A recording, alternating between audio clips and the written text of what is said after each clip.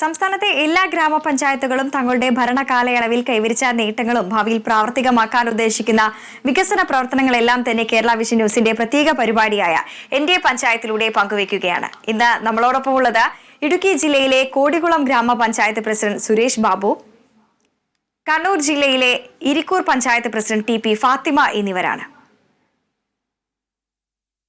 എന്റെ പഞ്ചായത്തിലേക്ക് എല്ലാവർക്കും സ്വാഗതം.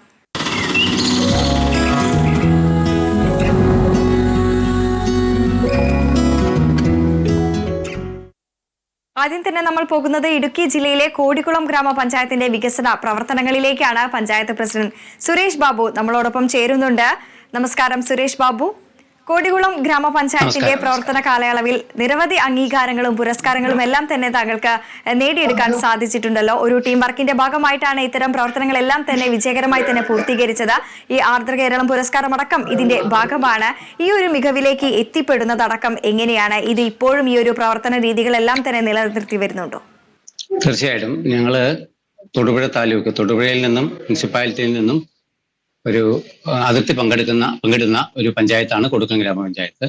13 വാർഡുകളിലായിട്ട് നിൽക്കുന്ന ഈ പഞ്ചായത്ത് എല്ലാ പഞ്ചായത്ത് മെമ്പർമാരുടെയും സഹകരണവും അതുപോലെ പഞ്ചായത്തിലെ ഉദ്യോഗസ്ഥരുടെ സഹകരണം കൊണ്ട് വളരെ നല്ല രീതിയിൽ പ്രവർത്തിച്ചു പോകാൻ സാധിക്കുന്നുണ്ട്. കാർഷിക മേഖലയിൽ ഊന്നി കർഷകരും കർഷക തൊഴിലാളികളും അടങ്ങുന്ന ആൾക്കാർ കൂടുതലായിട്ട് താമസിക്കുന്ന ഒരു സ്ഥലമാണ് കോടികുളം ഗ്രാമപഞ്ചായത്ത്. തീർച്ചയായിട്ടും അപ്പോൾ കൃഷിക്ക് വേണ്ടുന്ന ഫണ്ടുകളാണ് നമ്മൾ കൂടുതലായിട്ടും ഇതിലേക്ക് വകയിരുത്തുന്നത്. അതുപോലെ നമ്മൾ ശരിക്കും പറഞ്ഞാൽ വളരെ നല്ല രീതിയിൽ തന്നെ നമുക്ക് ഇത് മുന്നോട്ട് കൊണ്ടുപോകാൻ സാധിക്കുന്നുണ്ട്. ഇപ്പോൾ ഈ 100% പദ്ധതി വിഹിതം അടക്കം ചിലവഴിച്ച് അത്തരത്തിലുള്ള ഒരു അംഗീകാര നേട്ടത്തിലേക്ക് വരെ എത്താനായിട്ടുണ്ടല്ലേ? തീർച്ചയായും 2021-22 കാലഘട്ടത്തിലാണ് നമുക്ക് 100% പദ്ധതി വിഹിതം ചെലവഴിച്ചതിൽ ജില്ലയിലെ ഒരു പഞ്ചായത്തായിട്ട് നമ്മളെ തിരഞ്ഞെടുത്തത്. അതിനുശേഷം നമുക്ക് 2 പ്രാവശ്യവും 100% ചെലവഴിക്കാൻ സാധിച്ചിട്ടില്ല. കാരണം ഫണ്ടുകളുടെ വരവ് കാരണം ഞാൻ പറഞ്ഞു, അതായത് പ്ലാൻ ഫണ്ടിനനുസരിച്ചാണ് നമുക്ക് 13,000-ഓളം ആൾക്കാരാണ് നമുക്ക് 2011 കണക്കെടുപ്പ് അനുസരിച്ച് 13,000-ഓളം ആൾക്കാരാണ് ഇവിടെ താമസിക്കുന്നത്. അപ്പൊ ജനസംഖ്യാനുപാതികമായിട്ട് ഫണ്ട് വരുമ്പോൾ നമുക്ക് വളരെ കുറച്ചേ ഫണ്ടേ വരുന്നുള്ളൂ. അപ്പൊ അതനുസരിച്ചുള്ള വികസന പ്രവർത്തനങ്ങൾ ആണ് നമ്മളിവിടെ നടത്തിക്കൊണ്ടിരിക്കുന്നത്. അതിൽ നമ്മൾ പാർപ്പിടം, മൃഗസംരക്ഷണം, കൃഷി, അതുപോലെ തന്നെ ഭിന്നശേഷിക്കാർക്കുള്ളത്, അതുപോലെ വയോജനങ്ങൾക്ക്, ഇങ്ങനെ നിർബന്ധിതമായിട്ട് നമ്മളോട് ഗവൺമെന്റ് പറയുന്ന പദ്ധതികളെല്ലാം തന്നെ എടുത്തുകൊണ്ട് പോകുന്നുണ്ട്. ഇന്നോവേറ്റീവായിട്ടുള്ള പദ്ധതികൾ എടുക്കുമ്പോൾ നടത്തിപ്പിൽ വരുന്ന താമസങ്ങൾ കൊണ്ടാണ് അത് ചെയ്യാതിരിക്കുന്നത്. അതോടൊപ്പം തന്നെ ഈ കാർഷിക മേഖലയ്ക്ക് ഏറെ പ്രാധാന്യം നൽകുന്ന ഒരു പഞ്ചായത്താണ് എന്നറിയാൻ സാധിക്കുന്നു. കൂടുതലായും റബ്ബറും റംബൂട്ടാനും അടക്കമുള്ള കൃഷികളാണ്, കാർഷിക വിളകളൊക്കെ തന്നെയാണ് ഇവിടെ ഈ കൃഷി ചെയ്തു വരുന്നത്. ഇത്തരത്തിൽ കർഷകർക്കായിട്ട് നൽകുന്ന സബ്സിഡികളാണെങ്കിലും അത്തരത്തിലുള്ള പ്രവർത്തനങ്ങളെല്ലാം തന്നെ ഏത് രീതിയിലാണ് നടത്തി വരുന്നത്? കൂടുതലായിട്ടും നമ്മുടെ പഞ്ചായത്തിൽ റബ്ബർ കർഷകരായിരുന്നു.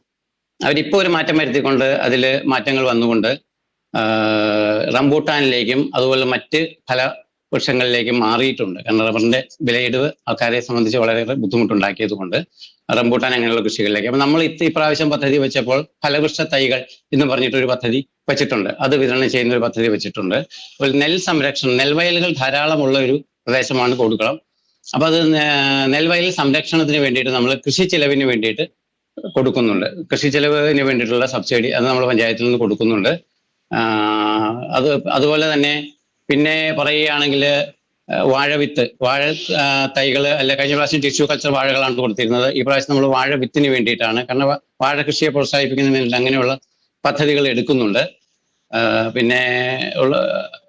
പിന്നെയുള്ള മൃഗസംരക്ഷണത്തിലാണെങ്കിൽ കന്നുകാലികൾക്കുള്ള ധാതുലവണങ്ങൾ, അങ്ങനെയുള്ള സാധനങ്ങൾ, അങ്ങനെയുള്ള പദ്ധതികളെല്ലാമാണ് മൃഗസംരക്ഷണത്തിൽ നമ്മൾ വയ്ക്കുന്നത്. പിന്നെ അതുപോലെ മൃഗങ്ങൾക്ക് മരുന്ന് മേടിക്കുവാൻ നല്ലൊരു ശതമാനം എമൗണ്ട് മൃഗങ്ങൾക്ക് മരുന്ന് മേടിക്കുന്നതിന് വേണ്ടിയിട്ട് വയ്ക്കുന്നുണ്ട്.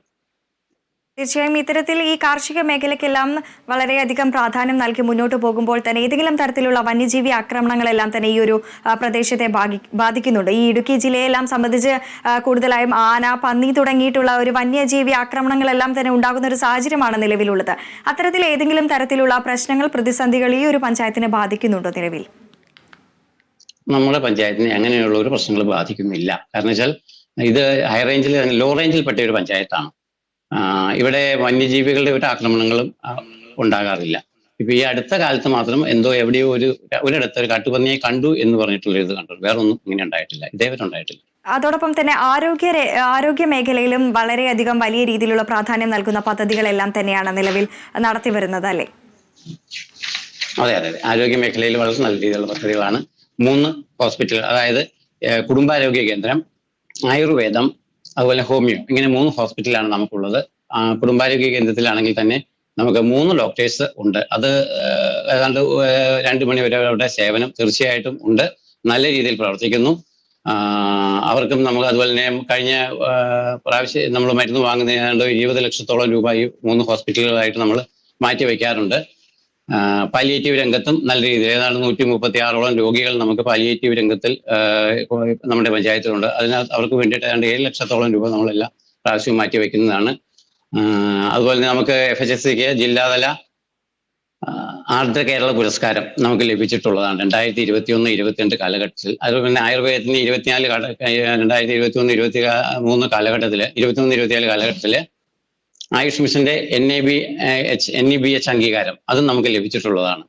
അപ്പം അതുപോലെ തന്നെ നമുക്ക് ഇപ്പൊ ആയുർവേദ PHSCക്ക് FSSC, അതായത് കുടുംബാരോഗ്യ കേന്ദ്രത്തിനാണെങ്കിൽ നമ്മൾ ഇപ്പോൾ പുതിയൊരു ബിൽഡിംഗ് പണിയുന്നതിനായിട്ട് MLA PJ ജോസഫ് അവറുകൾ ഞങ്ങൾക്ക് ഒരു 50 ലക്ഷം രൂപയോളം അനുവദിച്ചിട്ടുണ്ട്. അപ്പോൾ ഒരു പുതിയ ബിൽഡിംഗ് നല്ല രീതിയിൽ അയൽപക്കത്തെ പഞ്ചായത്തുകളിൽ നിന്ന് പോലും പേഷ്യൻസ് മരുന്ന് മേടിക്കുന്നതിന് വേണ്ടി നമ്മളുടെ പഞ്ചായത്തിൽ കുടുംബാരോഗ്യ കേന്ദ്രത്തിൽ എത്തുന്നുണ്ട്. അതുപോലെ ഹോമിയോ ഹോസ്പിറ്റലിനെ പറ്റി പറയുകയാണെങ്കിൽ ഏതാണ്ട് ഒരു 150-ന് മേൽ ആൾക്കാർ ഒരു ദിവസം വന്നു പോകുന്നുണ്ട് ഹോമിയോ ആശുപത്രിയിൽ. ആയുർവേദവും അതുപോലെ തന്നെ. അതുപോലെ ആയുർവേദ ഹോസ്പിറ്റലിനെ സംബന്ധിച്ച് നമുക്ക് യോഗ ക്ലാസ്സുകൾ ആരംഭിച്ചിട്ടുണ്ട്. യോഗയ്ക്ക് വേണ്ടി ഒരു പ്രത്യേക ഇൻസ്ട്രക്ടർ തന്നെ അവിടെ ഉണ്ട്. നമുക്ക് അതുപോലെ ക്ലബ്ബ് തലത്തിൽ വാർഡ് തലത്തിൽ നമ്മൾ ക്ലബ്ബുകൾ രൂപീകരിച്ചിട്ടുണ്ട്, യോഗ ക്ലബ്ബുകൾ രൂപീകരിച്ചിട്ടുണ്ട്. ജീവിതശൈലി രോഗങ്ങളെ നേരിടുന്നതിന് വേണ്ടിയിട്ടാണ് ഇത് ഇങ്ങനെയുള്ള കാര്യങ്ങൾ നമ്മൾ ചെയ്തിരിക്കുന്നത്. അതുപോലെ തന്നെ ജീവിതശൈലി രോഗ നിർണയ ക്യാമ്പുകൾ നമ്മൾ നടത്തിയിട്ടുണ്ടായിരുന്നു. പിന്നെ അതൊക്കെയാണ് നമുക്ക് അതിൽ ചെയ്യാൻ കഴിഞ്ഞിട്ടുള്ളത്. തീർച്ചയായും തുടർന്നുള്ള പ്രവർത്തനങ്ങളും ആ രീതിയിൽ തന്നെ മുന്നോട്ട് പോകട്ടെ എന്ന് ആശംസിക്കുകയാണ്. ഒപ്പം തന്നെ ഈ വയോജനങ്ങൾക്കും ഭിന്നശേഷിക്കാർക്കുമായിട്ടുള്ള പദ്ധതികൾ എല്ലാം തന്നെ ഏത് രീതിയിലാണ് മുന്നോട്ട് പോകുന്നത്? നമ്മൾ വയോജനങ്ങൾക്ക് എടുക്കുന്നതിനകത്ത് മെയിനായിട്ട് വയോജനങ്ങൾക്ക് കട്ടിൽ, അതാണ് നമ്മളിപ്പോൾ 2 വർഷമായിട്ട് കൊടുത്തുകൊണ്ടിരിക്കുന്നത്. അവരെ വൃദ്ധർ കിടപ്പിലായ രോഗികൾക്കും അതുപോലെ വൃദ്ധർക്കും നമ്മൾ കട്ടിൽ കൊടുക്കുന്നുണ്ട്. ഭിന്നശേഷികളുടെ ആണ് നമ്മൾ ഈ പ്രാവശ്യം ഒരു ഭിന്നശേഷി സംഗമം എന്ന് പറഞ്ഞൊരു പ്രോഗ്രാം നടത്തി. വളരെ നല്ല രീതി അവർക്കൊക്കെ വളരെ സന്തോഷപ്രദമായിരുന്നു. കാരണം വെച്ചാൽ അവരുടെ അവരിൽ ഉറങ്ങിക്കിടക്കുന്ന കലാരൂപങ്ങളെയൊക്കെ പുറത്തെടുത്തുകൊണ്ട് നല്ല രീതിയിൽ വളരെ നല്ലൊരു പരിപാടിയായിരുന്നു ഭിന്നശേഷി സംഗമം. പിന്നെ അവർക്ക് നമ്മൾ സാധാരണ രീതിയിൽ വയ്ക്കുന്ന സ്കോളർഷിപ്പ്, ഭിന്നശേഷി സ്കോളർഷിപ്പ്, അതാണ് നമ്മൾ അവർക്ക് ചെയ്യുന്നത് ഭിന്നശേഷിക്ക് വേണ്ടിയിട്ട്. ഈ ഇടുക്കി ജില്ലയെ സംബന്ധിച്ച് ഒരുപാട് ഈ ടൂറിസത്തിന് ഏറെ സാധ്യതയുള്ള ഒരു പ്രദേശം കൂടിയാണ്. ഇപ്പോൾ ഈ ഒരു കോടികുളം ഗ്രാമപഞ്ചായത്തിനെ സംബന്ധിച്ച് അത്തരത്തിൽ ചരിത്ര പ്രാധാന്യമുള്ള ഒരു സ്ഥലം കൂടി എവിടെ ഉണ്ട് എന്ന് അറിയാൻ സാധിക്കുന്നു. ആ ഒരു പ്രദേശത്തെ സംബന്ധിച്ച് എന്തൊക്കെയാണ് പറയാനുള്ളത്? കോടികുളം പഞ്ചായത്തിനെ സംബന്ധിച്ച് ടൂറിസത്തിന് ഒരുപാട് സാധ്യതകളുള്ള ഒരു സ്ഥലമല്ല.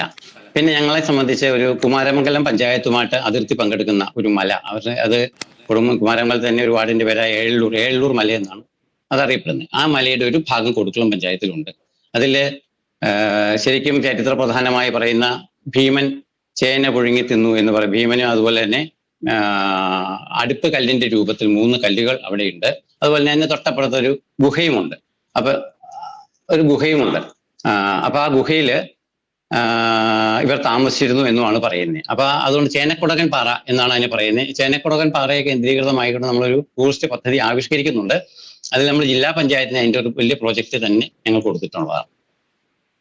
നിലവിൽ ഏതൊക്കെ തരത്തിലുള്ള നിരവധിയായിട്ടുള്ള പുരസ്കാരങ്ങൾ, അംഗീകാരങ്ങളെല്ലാം നേടുന്നതിനിടയിൽ ഏതൊക്കെ തരത്തിലുള്ള വെല്ലുവിളിയാണ് പഞ്ചായത്ത് നിലവിൽ നേരിടുന്നത്? വെല്ലുവിളിയെ കുറിച്ച് പറഞ്ഞാൽ സാമ്പത്തികം, അതാണ് ഞാൻ പറഞ്ഞത്. ഇതുപോലെ തന്നെ പ്ലാൻ ഫണ്ട് കുറവുള്ളത് നമ്മളെ സംബന്ധിച്ച് വളരെ വലിയ വെല്ലുവിളിയാണ്. അതുപോലെ തന്നെ പഞ്ചായത്തിന് പൊതുവായിട്ടുള്ള സ്ഥലങ്ങൾ പഞ്ചായത്തിൽ കുറവ്. പുതിയ എന്തെങ്കിലും ഒരു പദ്ധതി കൊണ്ടുവരുമ്പോൾ അതിന് ഓഫീസ് കാര്യങ്ങൾക്ക് വേണ്ടിയിട്ട് നമുക്ക് പൊതു സ്ഥലവുമില്ല. അതാണ് അതിനകത്ത് ഏറ്റവും വലിയൊരു വെല്ലുവിളിയായിട്ട് പറയുവാൻ പറ്റുന്നത്. സാമ്പത്തിക കുറവും. അതുപോലെ തന്നെ ഞാൻ പറഞ്ഞില്ലേ, ആദ്യം പറഞ്ഞതുപോലെ തന്നെ നമ്മൾ ഈ 13,000 പേർക്കുള്ള രീതിയിലുള്ള പ്ലാൻ ഫണ്ടാണ് നമുക്കിവിടെ വരുന്നത്. അപ്പൊ അതിനുള്ളതനുസരിച്ചുള്ള പ്രവർത്തനം നമുക്ക് അത്രയും ഫണ്ട് കുറവായതുകൊണ്ട്, പിന്നെ തനത് ഫണ്ട് ഒട്ടും ഉള്ള ഒരു പഞ്ചായത്തല്ല കോടികുളം പഞ്ചായത്ത്. മറ്റ് വ്യവസായങ്ങളോ അല്ലെങ്കിൽ മറ്റ് കാര്യങ്ങളോ ഒന്നുമില്ല. ഈ കുറച്ച് വീടുകളിൽ നിന്ന് കിട്ടുന്ന ടാക്സ്, അതുപോലെ കുറച്ച് കടകളൊക്കെ കുറവാണ്. കുറച്ച് കടകളിൽ നിന്ന് കിട്ടുന്ന ടാക്സ് ഇതുകൊണ്ടൊക്കെയുള്ള ശമ്പളത്തിന് കടന്നു കഴിഞ്ഞു പോകുന്ന രീതിയിലുള്ള വരുമാനേ തനത് ഫണ്ടായിട്ടുള്ളൂ. അപ്പൊ അതുകൊണ്ട് അതിൻ്റെതായ ബുദ്ധിമുട്ട് പഞ്ചായത്ത് എപ്പോഴും അനുഭവിക്കുന്നു. തീർച്ചയായും ഇതെല്ലാം പരിഹരിച്ച് മുന്നോട്ട് പോകാനാകട്ടെ എന്ന് ആശംസിക്കുകയാണ്. ഒപ്പം തന്നെ ഈ നമുക്ക് ദൃശ്യങ്ങളിൽ അടക്കം കാണാൻ സാധിക്കുന്നത് പോലെ തന്നെ മാലിന്യമുക്തം നവകേരളം എന്നൊരു വലിയൊരു ആശയത്തിന് പിന്നാലെയാണ് സംസ്ഥാനം ഒട്ടാകെയുള്ളത്. ഇപ്പോൾ ഈ ഹരിത ടൗൺ പ്രഖ്യാപനം അടക്കം തന്നെ ഈ ഒരു പഞ്ചായത്ത് നിർവഹിച്ചിരിക്കുന്നു. അതിലേക്ക് എത്തിപ്പെടുന്നത് എങ്ങനെയാണ്? നമ്മൾ മാലിന്യമുക്ത നവകേരളത്തിന്റെ ഭാഗമായിട്ട് പഞ്ചായത്തിന്റെ ഘടകസ്ഥാപനങ്ങളെ എല്ലാം നമ്മൾ ഹരിത ഓഫീസുകളായിട്ട് പ്രഖ്യാപിച്ചിട്ടുണ്ട്. പഞ്ചായത്തിനെയാണ് നമ്മൾ ആദ്യം ഹരിത ഓഫീസായിട്ട് പ്രഖ്യാപിച്ചത്. അതുപോലെ തന്നെ PHC, ഹോമിയോ ആശുപത്രി, ആയുർവേദ ആശുപത്രി, അംഗൻവാടികൾ ഇവർക്കൊക്കെ ഹരിത ഓഫീസ് സർട്ടിഫിക്കറ്റ് നമ്മൾ വിതരണം ചെയ്തിട്ടുള്ളതാണ്. അടുത്ത ഏതാണ്ട് നമ്മൾ മാർച്ച് 30 ആകുമ്പോഴത്തേക്കും പഞ്ചായത്ത് മൊത്തം മാലിന്യമുക്തമായിട്ട്, അതുപോലെ നമ്മൾ പഞ്ചായത്തിന്റെ പ്രധാനമായിട്ട് മാലിന്യം തള്ളുന്ന ഭാഗങ്ങളിൽ ക്യാമറ വയ്ക്കുവാനായിട്ടൊരു പദ്ധതി ഈ പ്രാവശ്യം എടുത്തിട്ടുണ്ട്. എല്ലായിടത്തും ക്യാമറ വെച്ച് വയ്ക്കുന്നതിന് വേണ്ടി ഒരു പദ്ധതി എടുത്തിട്ടുണ്ട്. അപ്പൊ തീർച്ചയായിട്ടും അതോടെ കൂടുമ്പോൾ കൂടുതൽ ഞങ്ങളുടെ പഞ്ചായത്ത് അധികം മാലിന്യങ്ങൾ ഉള്ള ഒരു പഞ്ചായത്തല്ല ഇത്. അപ്പൊ തീർച്ചയായിട്ടും അത് ഞങ്ങളെ കൊണ്ട് കൈവരിക്കാൻ പറ്റും. മാർച്ച് 30 ഞങ്ങൾ പഞ്ചായത്തിനെ മാലിന്യമുക്ത ഹരിത പഞ്ചായത്തായിട്ട് പ്രഖ്യാപിക്കും. ഭാവിയിലേക്ക് ഇനി എന്തൊക്കെ പ്രവർത്തനങ്ങളൊക്കെയാണ് നിങ്ങൾ നോക്കി കാണുന്നത്? എന്തൊക്കെ പ്രവർത്തനങ്ങളാണ് പഞ്ചായത്തിൽ ഇനി നടപ്പിലാക്കാൻ ഉദ്ദേശിക്കുന്നത്? പഞ്ചായത്തിന്റെ റോഡുകൾ എല്ലാം തന്നെ നല്ല രീതിയിൽ ഇപ്പം ഒരു ആയി കഴിഞ്ഞതാണ്. അപ്പൊ ഇനിയുള്ള ഫണ്ടുകൾ ഞങ്ങൾ അതുപോലെ ലൈഫ് ഭവന പദ്ധതിയിൽ ഞങ്ങൾക്ക് ഈ കഴിഞ്ഞ 2020 കാലഘട്ടത്തിലെ 157 വീടുകളാണ് ആപ്ലിക്കേഷൻ കിട്ടിയത്. അതിലുള്ള ഏതാണ്ട് കഴിഞ്ഞ phase 1, phase 2, phase 3 ഉൾപ്പെടെ നമ്മൾ ഏതാണ്ട് 67ഓളം വീടുകൾ ഇപ്പോൾ കൊടുത്തു കഴിഞ്ഞു. അപ്പൊ അതിന്റെ ബാക്കി കാര്യങ്ങളുമായിട്ട് മുമ്പോട്ട് പോകണം. കാരണം ഭവനരഹിത അധികമുള്ള ഒരു പഞ്ചായത്തല്ല ഇത്. അപ്പൊ അവർക്ക് നമ്മൾ തീർച്ചയായിട്ടും ബാക്കിയുള്ളവർക്ക് വീടിന്റെ അതുപോലെ തന്നെ എല്ലാ നമ്മൾ വർഷവും 1-2 മെയിൻ്റനൻസ് വർക്കുകൾക്കും കൊടുക്കാറുണ്ട്. അതും കണ്ടിന്യൂ ചെയ്ത് പോകണം. കാരണം വെച്ചാൽ എന്നുള്ളതാണ് നമ്മൾ ഉദ്ദേശിക്കുന്നത്. ഒപ്പം തന്നെ ഈ കുടിവെള്ളക്ഷാമം നേരിടുന്ന ഒരു സമയമാണ് ഇപ്പോൾ സംസ്ഥാനത്തുടനീളമുള്ളത്. അത്തരത്തിൽ കുടിവെള്ളക്ഷാമം നേരിടുന്ന ഒരു പ്രദേശമാണോ? ആണെങ്കിൽ തന്നെ എത്തരത്തിലാണ് അവിടെ ഈ ജനങ്ങൾക്ക് കുടിവെള്ളം എത്തിക്കാനുള്ള പ്രവർത്തനങ്ങളെല്ലാം തന്നെ തുടങ്ങിയിട്ടുണ്ടോ? ഒപ്പം തന്നെ പൊതുജലാശയ സംരക്ഷണങ്ങളെല്ലാം തന്നെ ഏത് രീതിയിലാണ് പുരോഗമിക്കുന്നത്? പൊതുജലാശയങ്ങളുടെ കാര്യം ഞങ്ങൾ